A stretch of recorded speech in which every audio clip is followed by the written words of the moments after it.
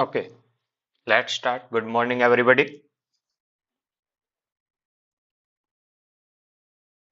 आज की जो अपनी क्लास है, उसमें हम जो टॉपिक लेने जा रहे हैं, वो है हाइड्रोकार्बन। क्या टॉपिक पढ़ेंगे अपने? हाइड्रोकार्बन। इनऑर्गेनिक केमिस्ट्री के अलावा जब ऑर्गेनिक केमिस्ट्री स्टार्ट करते हैं, तो ये जो हाइड्रोकार्बन चैप्टर है, वो बहुत मोस्ट इंपॉर्टेंट हो जाता है। मोस्ट इंपॉर्टेंट क्यों हो जाता है? सबसे पहली बात, ये मोस्ट इंपॉर्टेंट है क्यों?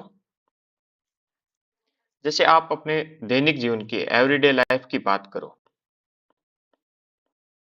एवरीडे लाइफ में हम बात करते हैं, तो एवरीडे लाइफ में बहुत से ऐसे चीजें हैं जो हमारे इन्हीं हाइड्रोकार्बन से रिलेटेड होती है। हाइड्रोकार्बन से रिलेटेड का मतलब, जैसे एक तो एग्जांपल बताता हूँ आपके, ज्यादा समझ में आ जाएगा कि हाइड्रोकार्बन से रिलेटेड कौन कौन सी ऐसी चीजें हैं जो हमारे दैनिक जीवन में प्रयुक्त होती हैं। जैसे आपने पढ़ा होगा सीएनजी के बारे में। इसका आप नाम बताओगे कि फुल फॉर्म क्या होता है? चलो बताइए, इसका फुल फॉर्म क्या होता है सीएनजी का? एक आपने पढ़ा है एलपीजी के बारे में। इसका फुल फॉर्म बताइए क्या होता है?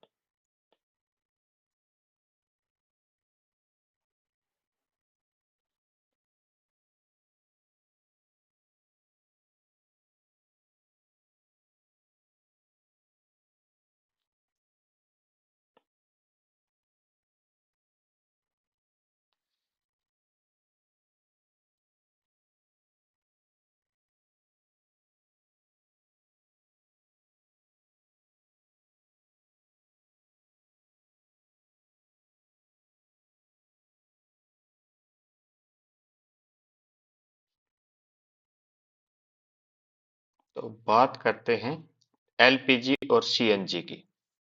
एलपीजी और सीएनजी अपने दैनिक जीवन में हमारे बहुत काम आते हैं। जो सिलेंडर होता है घर में, जो रसोई गैस के अंदर सिलेंडर होता है, उसकी बात करें तो उसके अंदर, किचन के अंदर है, कौन सा? एलपीजी का है। आजकल गाड़ियों में जो सबसे ज्यादा प्रयुक्त होती है, व्हीकल के अंदर, व्हीकल में जो प्रयुक्त होती है वो कौन सी होती है? सीएनजी है। तो ये जो सीएनजी है, एलपीजी है, ये है क्या? तो आप ध्यान से देखोगे तो ये हाइड्रोकार्बन है। ये क्या है? हाइड्रोकार्बन है। इसको हाइड्रोकार्बन, इसकी फुल फॉर्म की बात करें एलपीजी की,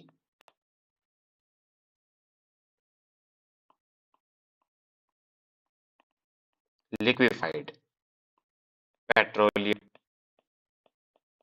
लिक्विफाइड पेट्रोलियम गैस, ये होता है एलपीजी की full form, liquefied petroleum gas.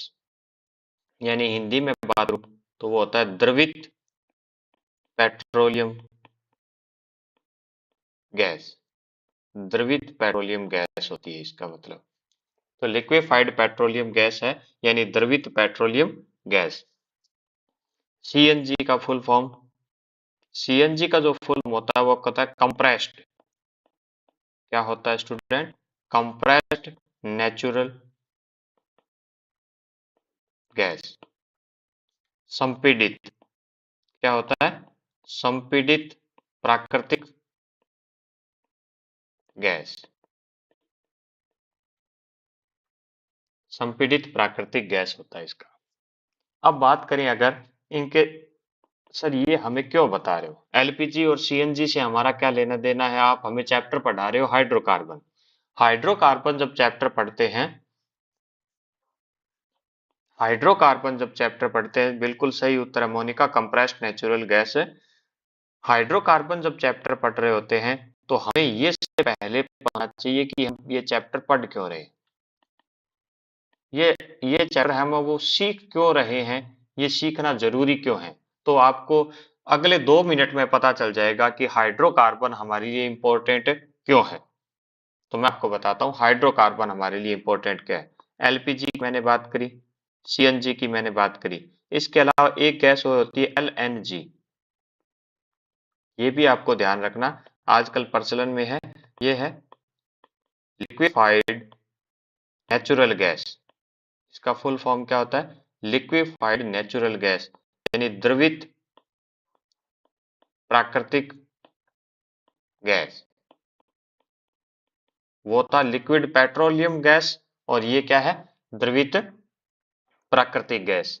तो द्रवित प्राकृतिक गैस की बात करें अपने, लिक्विड नेचुरल गैस की बात करें तो, और लिक्विड पेट्रोलियम गैस है, कंप्रेस्ड नेचुरल गैस है, ये होते क्या हैं? ये सारे फ्यूल के रूप में काम आते हैं, रूप में काम आते हैं, ईंधन के रूप में हमारे काम आते हैं। और जब ये ईंधन के रूप में काम आते हैं तो हमारे एवरीडे लाइफ यानी दैनिक जीवन में काम आएंगे या नहीं आएंगे?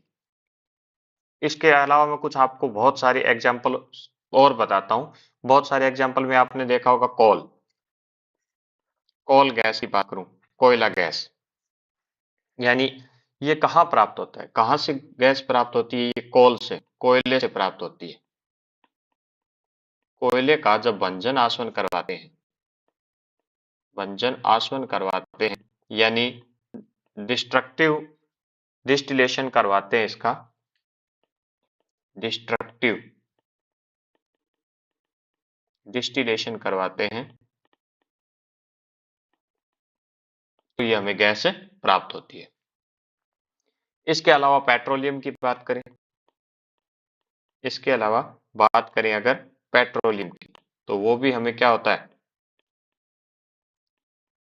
कच्चा तेल जिसको अपन बोलते हैं, उसके अंदर बहुत सारे, जैसे बात करें पेट्रोल है, डीजल है, केरोसिन है, ये सारे हमें कहाँ से प्राप्त होते हैं? पेट्रोलियम से प्राप्त होते हैं। ठीक है, तो अब इसके अलावा और बात करते हैं। बहुत से पॉलीमर हैं, आपने नाम सुना होगा पॉलीमर, यानी बहुलक। बहुत से बहुलक हैं, हमें कहाँ से? नेचुरल से, नेचर से भी प्राप्त होते हैं। इसके अलावा जैसे एथीन है, एथीन से जो पॉलीमर बनता है पॉलीथीन, एथीन से जो बनता है वो होता है पॉलीथीन। अभी क्वेश्चन है कि कोल और चारकोल में क्या डिफरेंस होता है? देखो, कोल और चारकोल, माइन्यूट सा डिफरेंस है, समझना। ये भी क्या है? कार्बन का क्या होता है? आइसोटोप होता है। ये क्या होता है? कार्बन का आइसोटोप, यानी समस्थानिक होता है। अब इस कार्बन के जो अमोर्फस अक्रिस्टलीय अक्रिस्टलीय समस्थानिक होता है, एक होता है चारकोल। कार्बन का ये भी एक क्या होता है? अक्रिस्टलीय आइसोटोप समस्थानिक होता है, चारकोल भी। लेकिन जब इसको, इस कोल को, ये अगर ये सॉलिड फॉर्म में है, ये क्या है? सॉलिड फॉर्म में है, मैंने इसको क्या दिया? इस तरह एक्टिवेटेड फॉर्म को, इस आइसोटोप को मैंने क्या कर दिया? सक्रिय कर दिया, एक्टिव कर दिया। एक्टिव कैसे कर दिया? क्योंकि जब इसका सरफेस एरिया बढ़ा दिया, मैंने इसका क्या कर दिया? सरफेस एरिया बढ़ा दिया। और सरफेस एरिया जब बढ़ जाएगा तो ये एक्टिवेटेड क्यों हो गया? क्योंकि अब ये इसकी जो सक्रियता है, एक्टिवनेस है, वो बढ़ जाती है, इंक्रीज हो जाती है एक्टिवनेस। इसी को अपने क्या बोलते हैं? चारकोल। यानी कार्बन का एक आइसोटोप होता है चारकोल। कोल भी क्या होता है? कार्बन का एक आइसोटोप, यानी समस्थानिक न बोलेंगे तो इसके अंदर अपर रूप बोल देंगे। क्या बोलेंगे? अपर रूप, एलोट्रोप्स, एलोट्रोप होता है ये, एलोट्रोप होता है। समस्थानिक के अंदर मैं बात करें अपने, तो ये क्या हो जाएगा? एलोट्रोप होता है। और ये एलोट्रोप कैसा होता है? अक्रिस्टलीय एलोट्रोप होता है। अमोर्फस एलोट्रोप्स होता है, जो क्या करता है? नेचर के अंदर प्राप्त होता है, यानी बहुत सारी, जैसे पेड़ पौधे वगैरह, हाई प्रेशर पर, हाई प्रेशर पर जब वो कोई पेड़ है, या मतलब ट्रीज, ट्रीज में क्या होता है? हाइड्रोकार्बन्स होते हैं। तो ये जब हाई प्रेशर और हाई टेम्परेचर पर रिएक्शन होती है या ये टेम्परेचर और हाई प्रेशर पर दब जाते हैं तो इसके अंदर क्या हो जाता है, कोल बनता है यानी कोयला बनता है।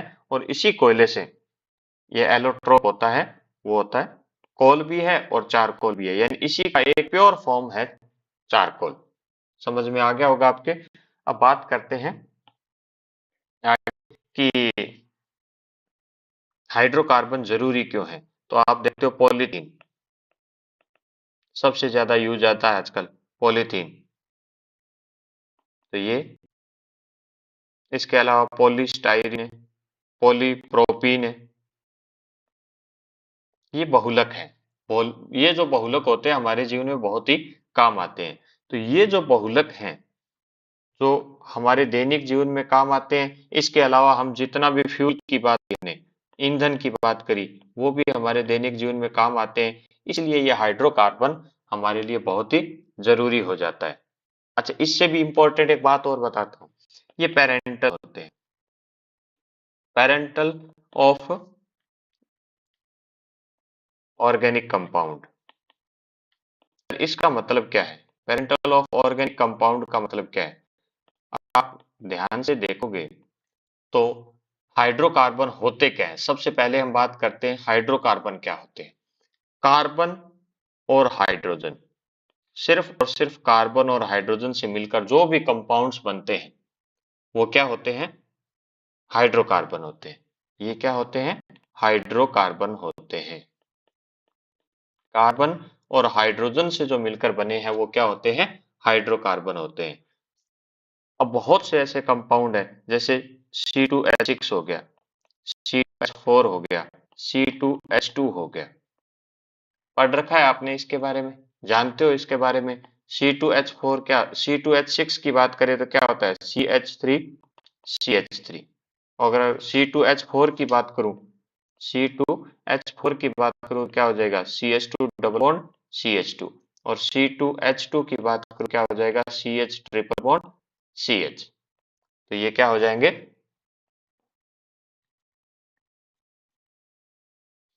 हाइड्रोकार्बन। इसके अलावा एक हाइड्रोकार्बन की मैं सिंपल बात करता हूँ, CH double bond CH single bond CH, CH double bond CH double bond CH। नाम सुना होगा आपने, ये स्ट्रक्चर देखी हुई होगी। सर ये स्ट्रक्चर जानी पहचानी सी है, चलिए बात कर लेते हैं। ये देखिए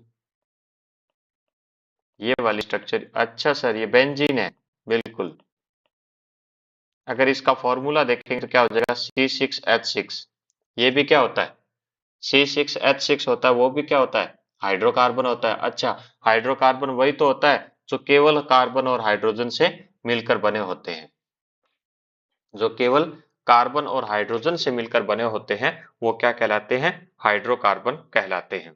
तो आपको समझ में आया कि हाइड्रोकार्बन क्या होते हैं।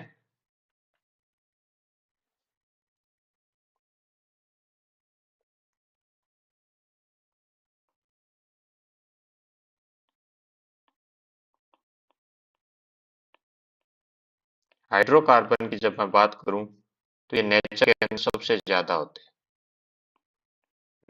सबसे ज्यादा होते हैं हाइड्रोकार्बन, सर्वाधिक मात्रा में पाए जाते हैं हाइड्रोकार्बन नेचर के अंदर।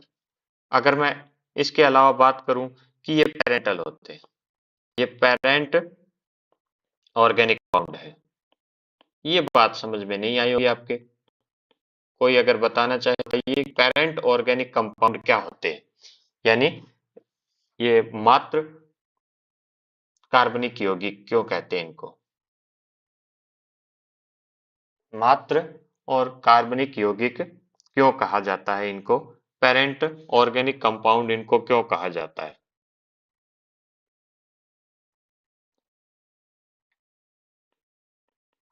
कार्बनिक यौगिकों का जनक क्यों कहते हैं,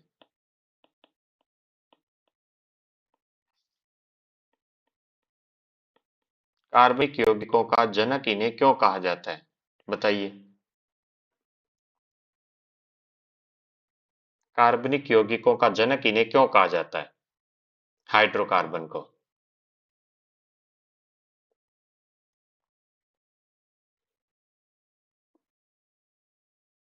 हाइड्रोकार्बन को कार्बनिक यौगिकों का जनक क्यों कहा जाता है?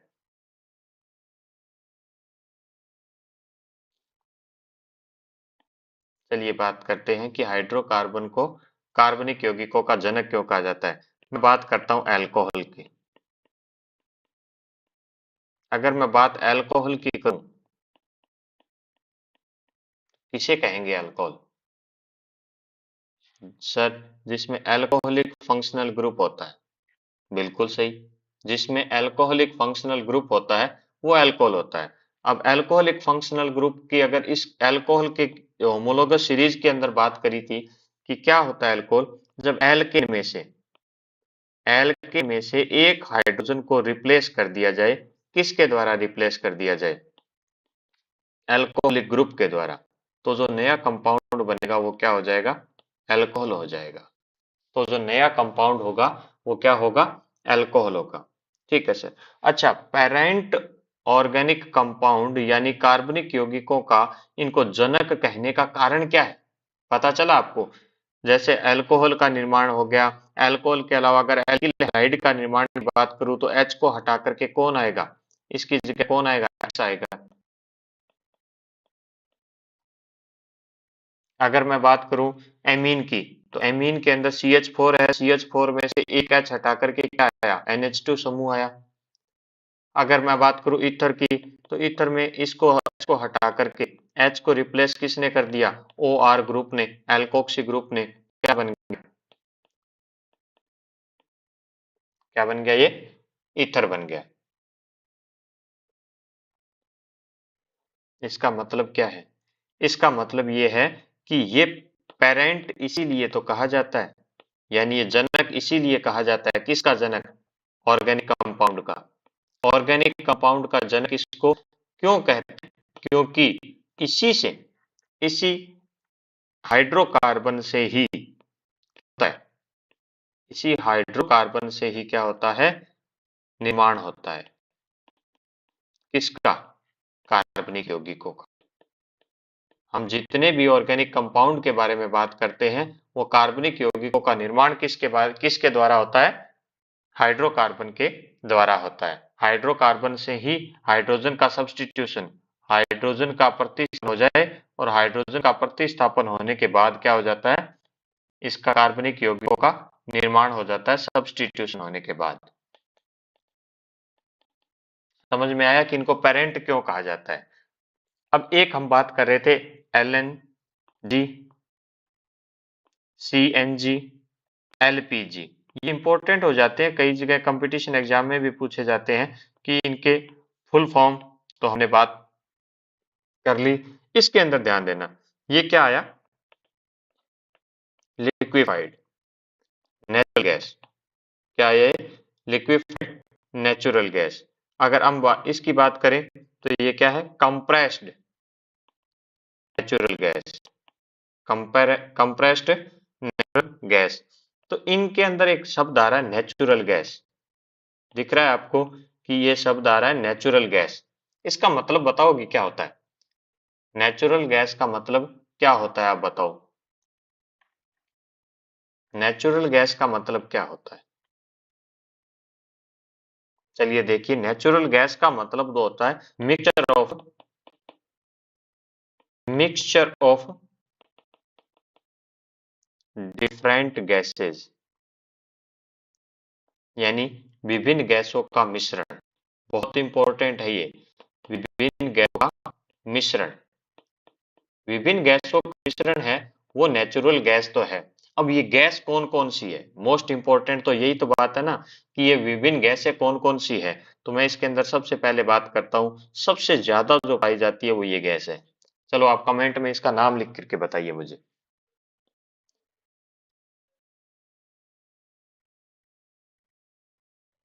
नेचुरल गैस जो प्राकृतिक गैस है, ये है सबसे ज्यादा, कई गैसों का मिश्रण है और उसमें सबसे ज्यादा जो गैस होती है वो ये होती है। इसका नाम बताइए आप, क्या होता है?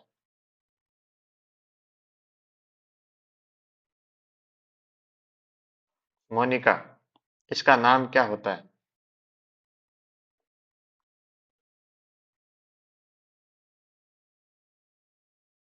CH4 को हम क्या बोलते हैं? मीथेन। Methane, very good. ये क्या है? इसका नाम क्या है? मीथेन। इसका मतलब जाग रहे हो ना? CH4 methane. C2H6, इसके अलावा बात करें अगर C3H8, और इसके बाद बात करें C4H10। ये आपके जाने पहचाने लग रहे होंगे आपको। ये क्या है? मीथेन है। ये कौन सी गैस है? मीथेन गैस है। ये इथेन है। ये प्रोपेन, प्रोपेन है। और ये क्या है? ब्यूटेन है। ये क्या है? ब्यूटेन है। मोस्ट इंपॉर्टेंट है स्टूडेंट, ध्यान रखना इसका। ये मोस्ट इंपॉर्टेंट है, ध्यान रखना इसका। क्या है? Methane, ethane, propane, butane. और सबसे ज्यादा नेचुरल गैस में जो पाई जाने वाली गैस है वो कौन सी है? सबसे ज्यादा जो पाई जाने वाली है वो कौन सी है? मीथेन होती है। तो आई थिंक आपके समझ में आया कि हाइड्रोकार्बन हमारे जीवन में इंपॉर्टेंट क्यों है। क्योंकि बहुत से ऐसे दैनिक जीवन के अंदर बहुत ऐसी चीजें हैं जो हाइड्रोकार्बन के बिना नहीं हो सकती। जैसे फ्यूल की बात करें, या इसके अलावा अपने मोस्ट ऑफ बात करते हैं अगर जितने भी ये पॉलीथीन वगैरह है, यानी जितने भी पॉलीमर है, इसके रूप में इसका आता है। तो हाइड्रोकार्बन के बारे में अब हमें पढ़ना क्यों जरूरी है, ये आपको समझ में आया होगा। तो स्टार्ट करते हैं अपने हाइड्रोकार्बन। हाइड्रोकार्बन, अब सबसे पहले इसकी डेफिनेशन, कार्बन और हाइड्रोजन मिलकर बने।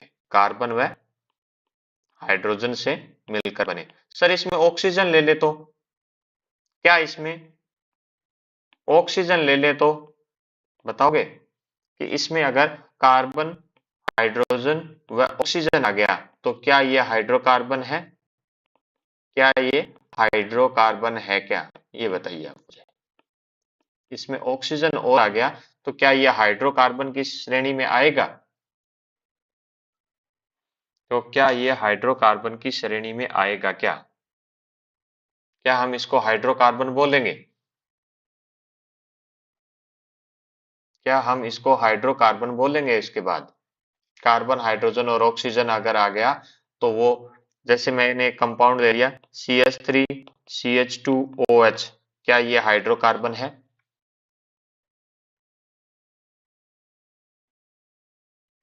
नहीं है, बिल्कुल सही। ये नेहा ने जवाब दिया है कि ये नहीं है। क्यों नहीं है? सबसे पहली बात, ये है क्यों नहीं? क्योंकि कार्बन और हाइड्रोजन, इसकी डेफिनेशन में सिंपल सी सीधी सी बात है, वो आपको ध्यान रखना है कि कार्बन और हाइड्रोजन से जो मिलकर बने होते हैं वो क्या होते हैं? हाइड्रोकार्बन होते हैं। तो ये आपको ध्यान में रखना है कि हाइड्रोकार्बन किसे कहते हैं। हो गया क्लियर? अब बात अगर करें कि इसके क्लासिफिकेशन की, हाइड्रोकार्बन के क्लासिफिकेशन की जब बात आती है, तो मैंने आपको जनरल ऑर्गेनिक केमिस्ट्री में करवाया है कि हाइड्रोकार्बन, कार्बनिक यौगिकों का, तो उसी को अपने देखते हैं हाइड्रोकार्बन। एक ब्रीफ स्टडी देखते हैं इसके क्लासिफिकेशन की। इसका क्लासिफिकेशन क्या होता है, यानी को वर्गीकृत कैसे करते हैं। मेनली दो पार्ट्स में डिवाइड किया गया। मेनली इसको दो पार्ट में डिवाइड किया गया। कौन कौन से? ए साइक्लिक, या दूसरा है साइक्लिक। अब यही इसका डिस्कस करते जाएंगे। ए साइक्लिक, ओपन चेन, और साइक्लिक मतलब क्लोज्ड चेन। अगर हिंदी में बात करूं तो अचक्रीय, और ये क्या हो गया? चक्रीय, साइक्लिक हो गया। अचक्रीय और चक्रीय हो गया। अचक्रीय किसको कहेंगे और चक्रीय किसको कहेंगे? यानी कोई भी कार्बनिक यौगिक है ये। अब कार्बनिक यौगिक कोई भी नहीं बात करेंगे, हम किसकी बात करेंगे? हम सिर्फ हाइड्रोकार्बन की बात करेंगे। तो हाइड्रोकार्बन है जो क्या हो, जिसके कार्बन के जो बोथ एंड होते हैं, ये वाले एंड जो हैं, जो इसके दोनों सिरे हैं, विपरीत सिरे हैं, वो क्या नहीं है? आपस में जुड़े हुए नहीं है, बॉन्डेड नहीं है। वो क्या नहीं है? बॉन्डेड नहीं है। और बॉन्डेड जब नहीं है तो वो चक्रीय संरचना नहीं बनाएंगे, ओपन चेन होगी, खुली श्रृंखला होगी। और साइकिल के अंदर बात करूं, जैसे मैंने ये लिया, तो इसके अंदर कार्बन के दोनों सिरे, कार्बन के दोनों सिरे आपस में क्या हो गए? जुड़ गए। तो इसको हम क्या बोलेंगे? इसके अंदर दोनों सिरे जुड़ गए तो ये हो गया साइक्लिक। यहां तक आपको समझ में आ गया। अगर मैं बात करूं इधर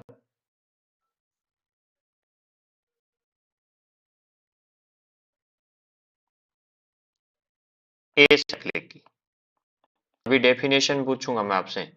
ए साइक्लिक के अंदर ए साइक्लिक कंपाउंड, और ये कंपाउंड हम कौन से पढ़ रहे हैं? हाइड्रोकार्बन। ये ए साइक्लिक कंपाउंड हम कौन से पढ़ रहे हैं? हाइड्रोकार्बन। कितने भागों में डिवाइड किया गया इसको? ए साइक्लिक को हमने पढ़ लिया किसे कहते हैं। कौन बताएगा कि इनको कितने भागों में डिवाइड किया गया है? कितने हैं? 4 है, 5 है, 2 है, 3 है, कितने भाग हैं? हाँ गजेंद्र,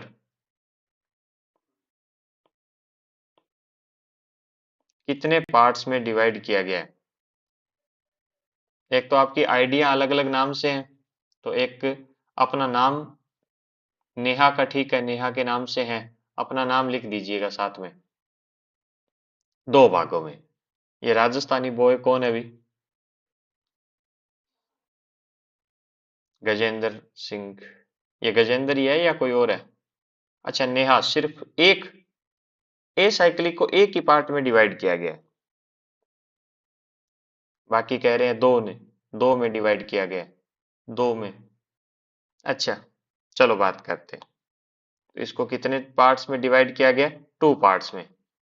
नेहा, कितने पार्ट्स में डिवाइड किया गया? 2 पार्ट्स में। कौन कौन से? एक तो होता है सैचुरेटेड। कौन सा होता है? सैचुरेटेड। एक क्या होता है? अनसैचुरेटेड। एक सैचुरेटेड होता है, एक अनसैचुरेटेड। संतृप्त। एक तो होता है संतृप्त, होता है असंतृप्त। अच्छा सर, इसकी बात कर रहे थे।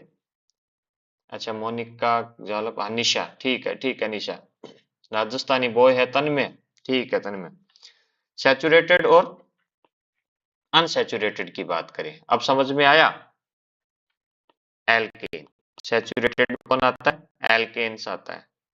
और इसके अंदर अनसैचुरेटेड में एल्कीन, और एल्कीन के अलावा, एल्कीन्स के अलावा कौन आता है? एल्कीन्स के अलावा कौन आता है?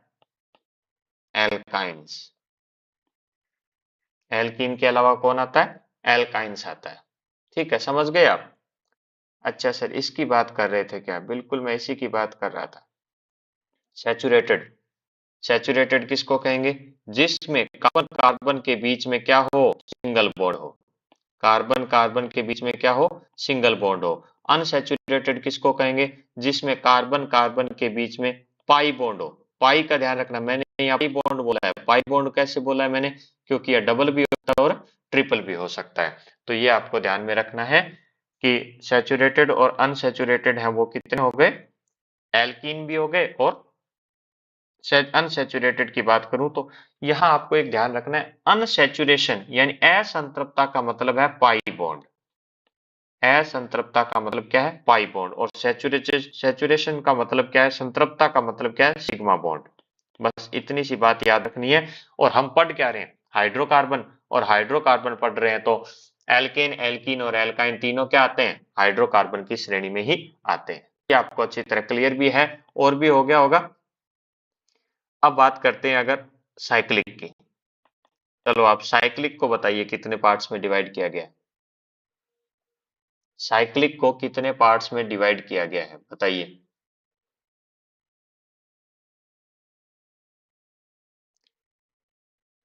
साइक्लिक को कितने पार्ट्स में डिवाइड किया गया है?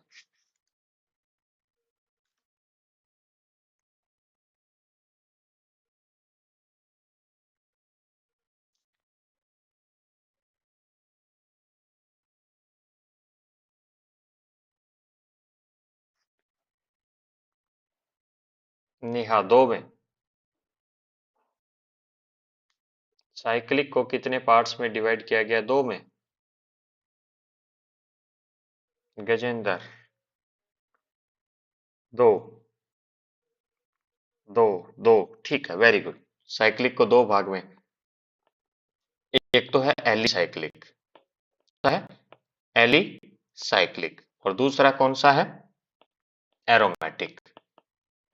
एलिसाइक्लिक और एरोमेटिक, वेरी गुड। एलिसाइक्लिक और एरोमेटिक में डिवाइड किया गया है। एलिसाइक्लिक को अब हम दो भागों में डिवाइड करेंगे। अब आप यहाँ ये मत लिखना कि होमोसाइक्लिक और हेट्रोसाइक्लिक, होमोसाइक्लिक और हेट्रोसाइक्लिक नहीं लिखेंगे, क्योंकि हम बात किसकी पे, हाइड्रोकार्बन की। हम बात किसकी कर रहे हैं, हाइड्रोकार्बन की। और आपको पता है हाइड्रोकार्बन वो होते हैं जो कार्बन और हाइड्रोजन से मिलकर बने होते हैं। हाइड्रोजन और कार्बन और हाइड्रोजन से मिलकर बने होते हैं। तो जब वो कार्बन और हाइड्रोजन से मिलकर बने होंगे तो इसका मतलब क्या, वो हेट्रोसाइक्लिक होंगे। हेट्रोसाइक्लिक क्या होता है, हेट्रोसाइक्लिक वो होता है जैसे ये कोई भी साइक्लिक कंपाउंड है जो कार्बन के अलावा अन्य एटम। अच्छा अच्छा अच्छा, ठीक है, समझ में आ गया ना, कि अगर हाइड्रोजन और कार्बन के अलावा कुछ आए तो वो हेट्रोसाइक्लिक होगा। तो वो क्या होगा, हेट्रोसाइक्लिक, विषम चक्रीय है। और विषम चक्रीय की तो हम बात ही नहीं करेंगे। ये आपको ध्यान में रखना है कि यहाँ विषम चक्रीय की बात नहीं करेंगे। क्यों नहीं करेंगे विषम चक्रीय की बात, क्योंकि हम बात कर रहे हैं सिर्फ हाइड्रोकार्बन की। तो फिर किन दो भागों में एलिसाइक्लिक को डिवाइड किया गया, चलो ये बता दो आप कि एलिसाइक्लिक को किन दो पार्ट्स में डिवाइड किया गया है। एलिसाइक्लिक को किन दो पार्ट में डिवाइड किया गया है, निशा कौन से दो पार्ट्स में डिवाइड किया गया है एलिसाइक्लिक को, बताइए। एलिसाइक्लिक को कौन से दो पार्ट्स में डिवाइड किया गया है।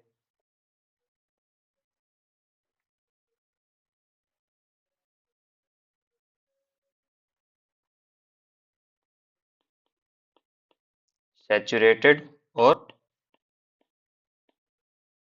अनसैचुरेटेड, सैचुरेटेड और अनसैचुरेटेड। नहीं नहीं नहीं, मैं एरोमेटिक की बात नहीं कर रहा बेटा, मैं एरोमेटिक की बात नहीं कर रहा, मैं बात कर रहा हूँ एलिसाइक्लिक। एलिसाइक्लिक को सैचुरेटेड और अनसैचुरेटेड में डिवाइड किया गया है। वो कैसे डिवाइड किया गया, चलो बात करते हैं। सबसे पहले बात करते हैं एलिसाइक्लिक क्या होता है। एलिसाइक्लिक वो होता है जो साइक्लिक हो, ठीक है, लेकिन जिसके जो प्रॉपर्टीज हैं, जो गुण हैं, जिसके जो गुण हैं वो किसके समान हो, एलिफेटिक। सर ये एलिफेटिक क्या होता है, एलिफेटिक के समान हो, यानी एलिफेटिक का मतलब हो गया एल्केन, एल्कीन और एल्काइन।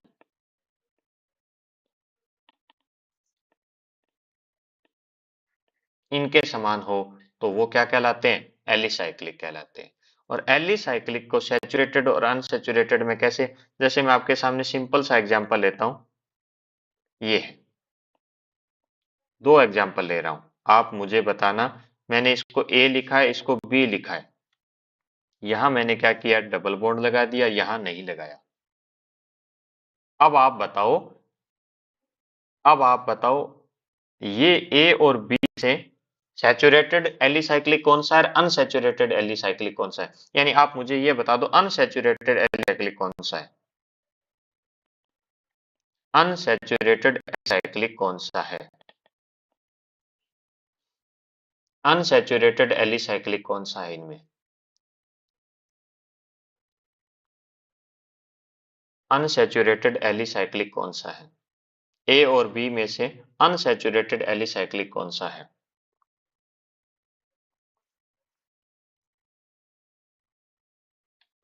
अनसैचुरेटेड एलिसाइक्लिक कौन सा है। अनसैचुरेशन का बात, असंतृप्त की बात करी, हिंदी में बोलना है क्या, असंतृप्त एलिसाइक्लिक किसे कहेंगे, असंतृप्त एलिसाइक्लिक किसे कहेंगे। नेहा ने बोला ए, तन्मय ए, गजेंद्र बी, गजेंद्र सोच बेटा, राजस्थान में बी, बी सैचुरेटेड, अच्छा ठीक है, बिल्कुल अभी तो बात हुई थी अपनी, अभी तो अपनी बात हुई थी कि आप यहाँ पर अपने बात की जिसमें पाई बॉन्ड होगा, जिसमें पाई बॉन्ड होगा वो अनसैचुरेटेड होगा, और जिसमें सिग्मा बॉन्ड होगा वो क्या होगा, सैचुरेटेड होगा। तो अब आप समझ गए जी, हाँ इसमें क्या है, ए में क्या है, पाई बॉन्ड है, क्या है, पाई बॉन्ड है, और पाई बॉन्ड है तो ये क्या हो गया, अनसैचुरेटेड। तो अनसैचुरेटेड क्या हो गया, ए हो गया, और सैचुरेटेड क्या हो गया, संतृप्त वाला क्या हो गया, बी हो गया। ठीक है, चलो हमारी समझ में आ गई। अब आपको समझ में आ गया एलिसाइक्लिक को कौन से दो पार्ट्स में डिवाइड किया गया, सैचुरेटेड और अनसैचुरेटेड के अंदर। अब दूसरी बात करते हैं अपने एरोमेटिक की। दूसरी बात हम करेंगे एरोमेटिक की। कौन सा होता है एरोमेटिक?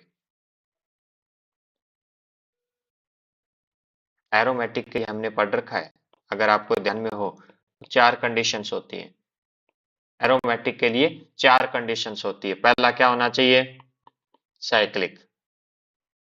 पहला क्या होना चाहिए, साइक्लिक। दूसरा क्या होना चाहिए, प्लेनर। दूसरा क्या होना चाहिए, प्लेनर। तीसरा क्या होना चाहिए, पहला साइक्लिक होना चाहिए, दूसरा प्लेनर होना चाहिए, तीसरा क्या होना चाहिए, बताइए आप। एरोमेटिक हम पढ़ चुके हैं, एरोमेटिक पढ़ चुके हैं। एरोमेटिक में आप बताइए, पहला साइक्लिक होना चाहिए, चक्रीय होना चाहिए। दूसरा क्या होना चाहिए, प्लेनर होना चाहिए, समप्रिय होना चाहिए। तीसरा बताइए क्या होता है। जी नेहा, साइक्लिक होना चाहिए। हाँ, साइक्लिक रेजोनेंस, वेरी गुड। क्या होना चाहिए, साइक्लिक रेजोनेंस होना चाहिए। क्या होना चाहिए, साइक्लिक रेजोनेंस, चक्रीय अनुनाद। चक्रीय अनुनाद होना चाहिए। और चौथी कंडीशन क्या है, चौथी कंडीशन क्या है, मोस्ट इंपॉर्टेंट, मोस्ट इंपॉर्टेंट चौथी कंडीशन क्या है, सही है, सबका सही है, resonance. Neha, resonance, cyclic resonance, ठीक है। चौथी जो कंडीशन है वो है, क्या है, चौथी कंडीशन कौन सी है, हक्कल्स रूल, हक्कल का नियम। क्या होना चाहिए, हक्कल का नियम। और हक्कल नियम के बारे में हम बात कर चुके हैं। चक्रीय अनुनाद की बात तो बताओ, साइक्लिक रेजोनेंस की चार कंडीशंस कौन कौन सी है, चलो हम डिस्कस कर लेते हैं। Double bond, single bond, double bond, double bond single bond positive, double bond single bond negative, और डबल बॉन्ड सिंगल बॉन्ड और लोन पेयर। ये चारों कंडीशंस किसकी होती हैं, ये चारों कंडीशंस किसकी होती है, एरोमेटिक के अंदर साइक्लिक रेजोनेंस की होती हैं। और हक्कल रूल, हक्कल रूल में क्या होता है, 4n+2, 4n+2 पाई इलेक्ट्रॉन्स होते हैं, 4n+2 पाई इलेक्ट्रॉन्स होते हैं। तो आपको ध्यान में रहेगा कि एरोमेटिक क्या होते हैं। ये आपको अगर पूरा डिटेल में देखना है तो आप, मैंने आपको एक पूरा वीडियो बना रखा है, लेक्चर बना रखा है इसके ऊपर। इसकी बात करें एरोमेटिक, अब बताओ आप एरोमेटिक को कितने पार्ट में डिवाइड किया गया है। पीछे एक ने जवाब दिया था एरोमेटिक को, नेहा ने, निशा ने दिया था एरोमेटिक दो टाइप के हैं, बेंजेनोइड और नॉन बेंजेनोइड। क्या ये सही है, बेंजेनोइड और नॉन बेंजेनोइड दो टाइप के हैं, बेंजेनोइड और नॉन बेंजेनोइड दो टाइप के हैं। कौन कौन से हैं, बेंजेनोइड, कौन से हैं, बेंजेनोइड, और दूसरा क्या है, नॉन बेंजेनोइड। दूसरा क्या है, नॉन बेंजेनोइड, बेंजेनोइड और नॉन बेंजेनोइड। पहला है बेंजेनोइड, दूसरा क्या है, नॉन बेंजेनोइड। बेंजेनोइड और नॉन बेंजेनोइड की जब बात करेंगे तो इसके अंदर किसे कहेंगे बेंजेनोइड और किसे कहेंगे नॉन बेंजेनोइड, बताओ किसे कहेंगे बेंजेनोइड और किसे कहेंगे नॉन बेंजेनोइड। चलिए मैं आपको बता देता हूं बेंजेनोइड कौन से होंगे और नॉन बेंजेनोइड कौन से होंगे। एक आपको सबसे टिपिकल एरोमेटिक कंपाउंड की बात करते हैं, वो होता है बेंजीन। वो क्या होता है, बेंजीन होता है सबसे टिपिकल। जब एरोमेटिक कंपाउंड की बात करो तो वो क्या होता है, बेंजीन। बेंजीन रिंग, ये जो बेंजीन रिंग जिसमें होगी, जिसमें बेंजीन वलय होगी, बेंजीन रिंग होगी, वो क्या होगा, बेंजेनोइड। वो क्या हो जाएगा स्टूडेंट, बेंजेनोइड। और जिसमें एरोमेटिक तो है, जो एरोमेटिक तो है लेकिन उसमें क्या नहीं है, बेंजीन रिंग नहीं है, जिसमें बेंजीन रिंग नहीं है वो क्या है, नॉन बेंजेनोइड हो जाएगा। तो बेंजीन रिंग रखने वाला क्या होगा? Benzenoid aromatic. और बेंजीन रिंग जिसमें नहीं होगी, यानी जिसमें बेंजीन रिंग नहीं होगी, बेंजीन रिंग जिसमें नहीं होगी, वो क्या हो जाएगा? नॉन बेंजीनोइड हो जाएगा। कुछ एग्जाम्पल की बात कर लेते हैं अपने। मैं आपके सामने कुछ एग्जाम्पल लिख रहा हूं, आप बताओ कौन एरोमेटिक है बेंजीनोइड और कौन से नॉन बेंजीनोइड है। आपके सामने मैंने लिखा, चलो बात कर लेते हैं टोलुइन की। टोलुइन, बताइए, आप बताइए ये टोलुइन क्या है? टोलुइन क्या है? बेंजीनोइड है या नॉन बेंजीनोइड है? बेंजीनोइड है या नॉन बेंजीनोइड है टोलुइन? बताइए, बेंजीनोइड है या नॉन बेंजीनोइड है टोलुइन?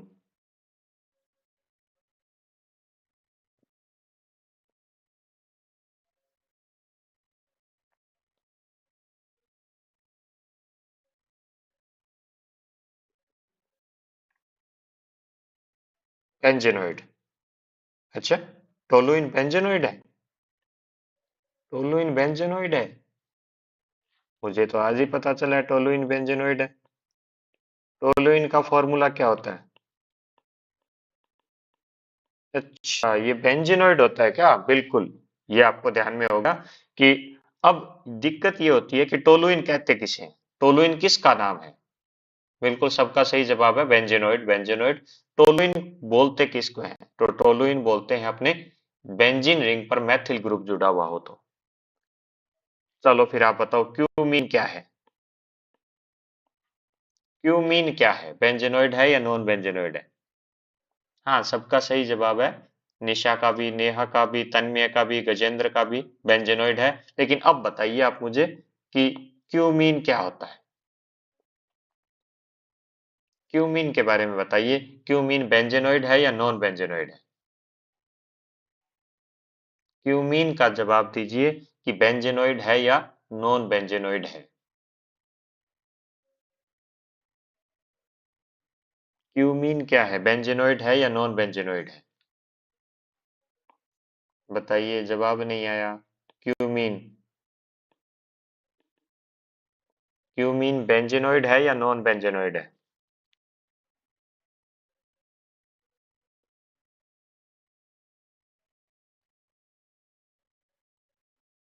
चलो मैं बताता हूँ आपको। क्यूमीन स्ट्रक्चर में आपको ध्यान रखना है, ये होती है आइसोप्रोपिल समूह जुड़ा हो जिसके ऊपर, जिसके ऊपर क्या जुड़ा हुआ हो? आइसोप्रोपिल।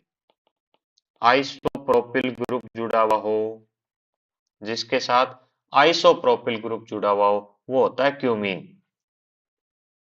अब तो बता, अब बताइए आप, ये क्या होता है? बेंजीनोइड है या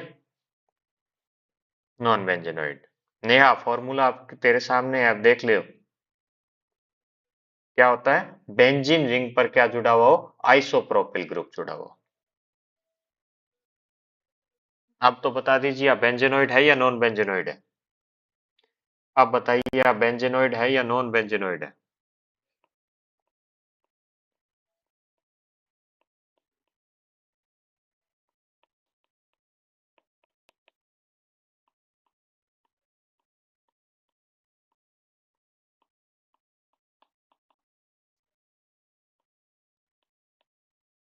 बिल्कुल, अब सारों का जवाब आ रहा है, बेंजीनोइड है। क्या है? बेंजीनोइड है। मैं आपके सामने स्ट्रक्चर लिख रहा हूं, ए, बी और सी। तीनों क्या है? बेंजीनोइड है। दिख ही रहा है आपको, स्पष्ट दिखने लग गया अब तो। ये क्या है? तीनों ही क्या है? बेंजीनोइड है। तीनों ही क्या है? बेंजीनोइड है। ठीक है, मैं ही बता देता हूं। लेकिन मेरा क्वेश्चन ये नहीं है। मेरा क्वेश्चन है ए का, बी का और सी का, तीनों का एक कॉमन नेम होता है। कॉमन नेम, सामान्य नाम होता है इनका। सामान्य नाम कौन बताएगा? इन तीनों का सामान्य नाम कौन बताएगा? इन तीनों का कॉमन नेम बताइए। मतलब एक ही नाम होता है, उसकी पोजीशन अलग अलग लगाते हैं। मैं बता देता हूँ पोजीशन, इसको बोलेंगे ऑर्थो, इस पोजीशन को अपने ऑर्थो लिखते हैं, इसको अपने मेटा लिखते हैं और इसको पैरा लिखते हैं। इसको ऑर्थो मेटा पैरा ये तो मैंने बता दिया तन्मय, ये तो मैंने बता दिया आपको कि ऑर्थो मेटा और पैरा होता है इसका। लेकिन ऑर्थो मेटा पैरा के अलावा इसका नाम क्या लिखते हैं, कॉमन नेम क्या होता है? जैसे टोलुइन था ना, बेंजीन रिंग पर अगर आपने क्या जोड़ दिया था, CH3 जोड़ दिया था, तो इसका नाम क्या होता है? टोलुइन। क्या होता है? टोलुइन। अब इसका नाम बताइए, अगर दो बेंजीन रिंग पर दो मैथिल ग्रुप जुड़े हुए हैं तो इसका नाम क्या होगा, वो बताइए आप। बेंजीन रिंग पर दो मैथिल ग्रुप जुड़े हुए हैं तो इसका नाम क्या होगा?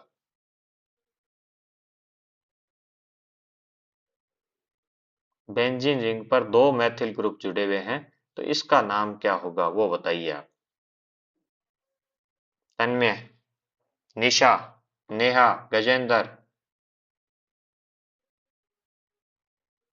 नहीं ध्यान में आ रहा? चलो मैं बताता हूं, अब याद रहना चाहिए। जाइलीन। क्या होता है? जाइलीन। क्या नाम होता है इसका? जाइलीन। इनका कॉमन नाम क्या होता है? जाइलीन बोलते हैं। इसका कॉमन नाम क्या होता है? जाइलीन होता है। तो क्या ये तीनों बेंजीनोइड है? बिल्कुल, ये तो मैं पहले ही बात कर चुका हूँ, बेंजीन रिंग दिख ही रही है आपको। चलो एक और एग्जांपल देता हूँ, आप बताओ क्या ये एरोमेटिक है, और अगर एरोमेटिक है तो क्या ये बेंजीनोइड है? ये मैंने लिखा है एक बेंजीन रिंग और ये लिखा है दूसरी बेंजीन रिंग। बताइए ये एरोमेटिक है या नहीं है? निशा, डाई मैथिल बेंजीन जो है, वो डाई मैथिल बेंजीन जो हम बात कर रहे थे वो IUPAC है। मैं कॉमन नाम की बात कर रहा हूँ।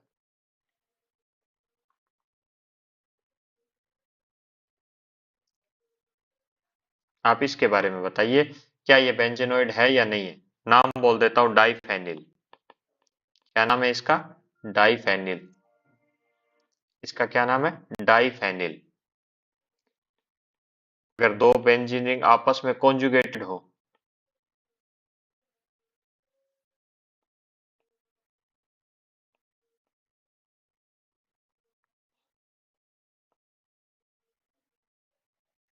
इसका मतलब तन्मय एरोमेटिसिटी आपने देखी नहीं है। एरोमेटिसिटी आपने देखी नहीं है। मैंने एरोमेटिसिटी की पूरा लेक्चर करवा रखा है, उस एरोमेटिसिटी को देखना, उसमें पता चल जाएगा कि ये क्या होता है। ये क्या होता है? ये क्या होता है? एरोमेटिक होता है। ये क्या होता है? एरोमेटिक होता है। इसके अंदर रूल चेंज हो जाते हैं, एरोमेटिसिटी देखने के रूल चेंज हो जाते हैं। ये इसमें कितने इलेक्ट्रॉन है? 6 इलेक्ट्रॉन। इसमें भी कितने? 6 पाई इलेक्ट्रॉन है, यानी 3 पाई बॉन्ड है। इसमें 3 पाई बॉन्ड है और इसमें 3 पाई बॉन्ड है। 3 पाई बॉन्ड है। तो इनको अलग अलग देखते हैं, ये बेंजीन रिंग एरोमेटिक है, ये बेंजीन रिंग एरोमेटिक है, इसलिए ये कंपाउंड क्या होता है? एरोमेटिक होता है। ये आप ध्यान रखना। एंटी एरोमेटिक, अगर आप इन दोनों को 6 जोड़ोगे तो ये 12 पाई इलेक्ट्रॉन अगर करोगे तब तो एंटी एरोमेटिक बोलोगे, लेकिन ये नहीं करना है। तन में रहेगा ये 12 पाई इलेक्ट्रॉन।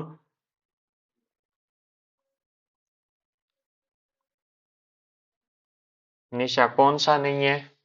ये बेंजीनोइड है ना, दिख रहा है आपको? ये बेंजीन रिंग है, ये बेंजीन रिंग है। और हाँ, यहाँ कंफ्यूज हो सकते हो कि 6 पाई इलेक्ट्रॉन और 6 पाई इलेक्ट्रॉन, 12 पाई इलेक्ट्रॉन हो गए तो 4n का रूल पालन कर रहे हैं, तो एंटी एरोमेटिक नहीं। एंटी एरोमेटिक नहीं है, इसमें रूल चेंज होता है। इसके अंदर आपको क्या देखना है? दोनों बेंजीन रिंग का अलग से एरोमेटिसिटी देखनी है। दोनों बेंजीन रिंग की अलग से एरोमेटिसिटी देखनी है। चलो ये होता है नेफ्थलीन। क्या बोलते हैं इसको? नेफ्थलीन। इसको क्या बोला जाता है? नेफ्थलीन। नेफ्थलीन।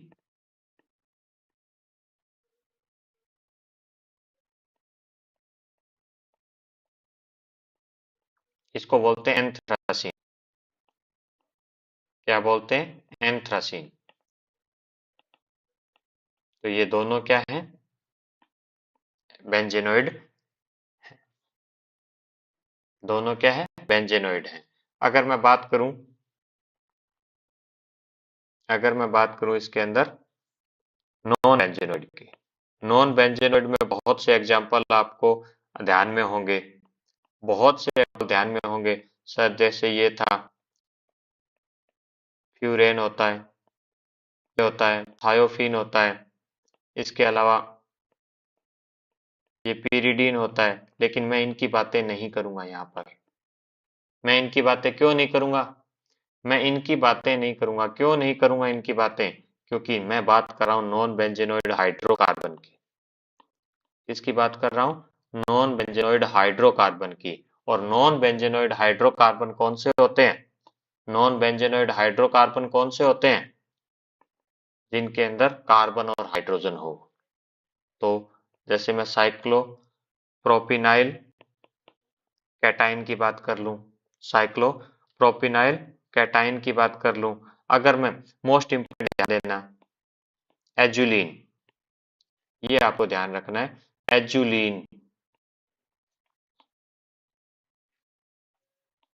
इसके बारे में आपको ध्यान रखना है। एजुलिन क्या होता है? एजुलिन में क्या होता है? दो रिंग होती है, लेकिन वो बेंजीन रिंग नहीं होती। जैसे ये रिंग है, यहां ध्यान दीजिएगा आप, ये आपके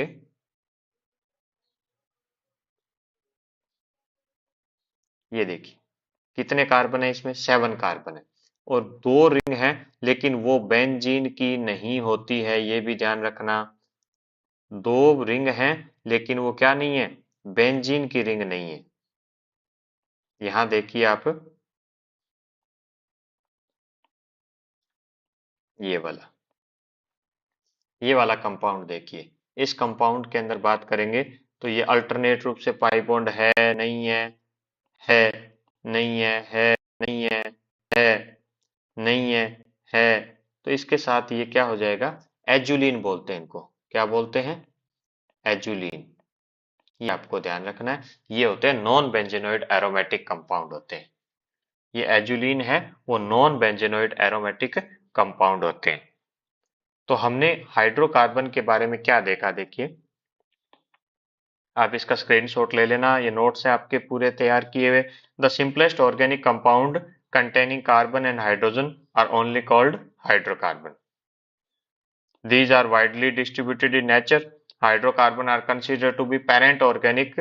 क्यों क्यों बोलते हैं? Because all other compound are derivative of hydrocarbon by replacement of one or more their hydrogen atom by a functional group. LPG, CNG, LNG का फुल फॉर्म। इसके अलावा नेचुरल गैस की बात करें तो नेचुरल गैस में क्या होता है? मिक्सचर ऑफ डिफरेंट गैसेज होता है। मीथेन सबसे ज्यादा होती है इसके अंदर। आप इसको अच्छी तरह देख लीजिएगा।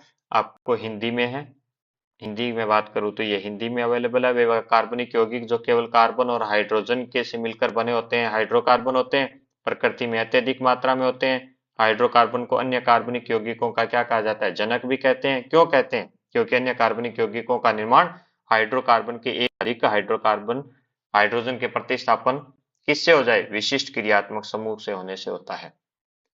एलपीजी, सीएनजी, एलएनजी का पूरा नाम। प्राकृतिक गैस क्या होती है जिसमें सबसे ज्यादा कौन सी गैस होती है? मीथेन होती है। तो ये भी आप देख लेना। क्लासिफिकेशन की बात करें तो एसाइक्लिक होते हैं, ओपन चेन, वो सेचुरेटेड और अनसेचुरेटेड में बांटते हैं। इसमें एल्केन आता है, अनसेचुरेटेड में एल्कीन एल्काइन आता है। साइक्लिक की बात करें तो एली साइक्लिक और एरोमेटिक होता है। सेचुरेटेड और अनसेचुरेटेड होता है, जैसे साइक्लो एल्केन हो गया, साइक्लो एल्कीन और साइक्लो एल्काइन हो गया अनसेचुरेटेड। एरोमेटिक की बात करूं तो बेंजेनोइड, नॉन बेंजेनोइड। एरोमेटिक जो बेंजेनोइड होते हैं उनको क्या बोलते हैं? एरीन्स भी बोलते हैं। क्या बोलते हैं इसको? एरीन्स भी बोलते हैं।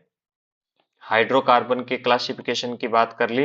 अचक्रिय हो गया, चक्रीय हो गया, संतृप्त हो गया, असंतृप्त हो गया, और एलिसाइक्लिक एरोमेटिक, एरोमेटिक में बेंजेनोइड और नॉन बेंजेनोइड। इसके अलावा बात करें अगर एलिसाइक्लिक ओपन चेन हाइड्रोकार्बन की, this compound contains one chain of carbon atom in their molecule, they are also called aliphatic hydrocarbon. Alkane क्या होते हैं? An alkane has only carbon carbon single bond. Alkene की बात करें तो has only carbon carbon double bond. Alkyne की बात करें तो an alkyne has one carbon carbon triple bond. ये इनके एग्जाम्पल है, इनको आप अच्छी तरह देख लीजिए। फिर भी कोई समस्या हो तो अगली लाइव क्लास में आप पूछ लेना। अगली जो अपनी लाइव क्लास है कल इसी टाइम होगी। अब कंटिन्यू हाइड्रोकार्बन। आज हमने सिर्फ हाइड्रोकार्बन के ब्रीफ नॉलेज के बारे में पढ़ा है, कल से कंटिन्यू हम शुरू करेंगे एल्केन। वे हाइड्रोकार्बन यौगिक जिनमें कार्बन परमाणुओं की खुली श्रृंखला होती है। इसके अलावा वे हाइड्रोकार्बन जिनमें कार्बन कार्बन में एकल बंध होता है, एल्केन हो जाएंगे। एल्कीन क्या हो जाएंगे? कार्बन कार्बन में डबल बॉन्ड होता है। एल्काइन क्या हो जाएंगे? जिनमें ट्रिपल बॉन्ड होता है। साइक्लिक हो गए। Compound contain close chain ring of carbon atoms, यानी जिनके अंदर क्या होता है? बंध श्रृंखला होती है। एलिसाइक्लिक क्या हो जाएंगे? Hydrocarbon which contain a ring of 3 और more carbon atom and have property similar to those of aliphatic hydrocarbon, यानी एलिफेटिक हाइड्रोकार्बन एल्केन एल्कीन था उनके समान हो जाएंगे। साइक्लो एल्केन की बात करें तो साइक्लो एल्केन वो हो जाएंगे जिनके अंदर सिंगल बॉन्ड होगा, यानी सैचुरेटेड एलिसाइक्लिक हाइड्रोकार्बन होंगे जिनमें क्या होगा? कार्बन एटम क्या होंगे? ज्वाइंट होंगे सिंगल बॉन्ड द्वारा। इसके अलावा चक्रीय बंध श्रृंखला के हाइड्रोकार्बन की बातें हो गई, ये धारा आप देख लीजिएगा। साइक्लो एल्कीन, इसका आप स्क्रीनशॉट ले लेना आराम से, नोट्स के रूप में इसको लिख लो। साइक्लो एल्कीन एलिसाइक्लिक हाइड्रोकार्बन जिनमें कार्बन कार्बन के बीच में क्या हो? एक डबल बॉन्ड हो, साइक्लोप्रोपीन, साइक्लोब्यूटीन, साइक्लोपेंटीन। साइक्लो एल्काइन की बात करूं तो एलिसाइक्लिक हाइड्रोकार्बन जिनमें एक ट्रिपल बॉन्ड हो। तो ये भी आप इसको ध्यान से देख लेना।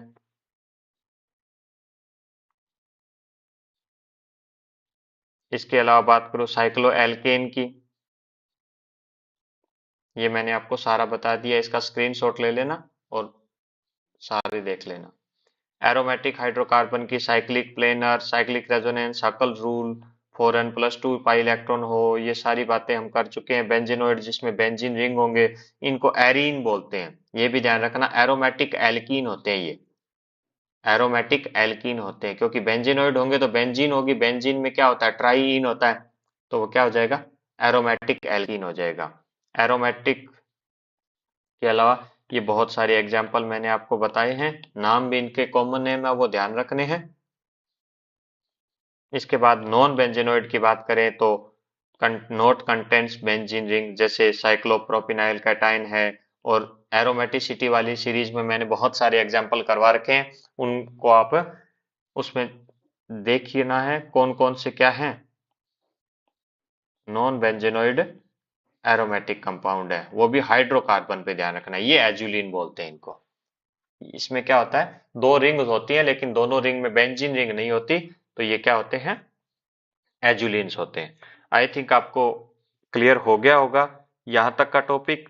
कल अपने इसी टाइम पर लाइव क्लास में हम जो पढ़ेंगे, ये नॉन बेंजीनोइड का हिंदी में आप देख लेना। कल जो हम बात करेंगे वो टॉपिक होगा एल्केन, पूरा ब्रीफ स्टडी एल्केन के बारे में। एल्केन के अंदर सबसे पहले तो हम डेफिनेशन की बात करेंगे, उसके अलावा हम इसका क्लासिफिकेशन की नहीं करेंगे, इसके अंदर नोमेनकल्चर की बात करेंगे, आइसोमेरिज्म की बात करेंगे, फिर हम इसके अंदर प्रिपरेशन मेथड की बात करेंगे, और इसके अलावा हम प्रिपरेशन मेथड के अलावा फिजिकल प्रॉपर्टी की बात करेंगे। फिजिकल प्रॉपर्टी के अलावा हम इसके अंदर क्या करेंगे? प्रिपरेशन, फिजिकल, और फिजिकल के बाद हम बात करेंगे इसके अंदर केमिकल प्रॉपर्टी की।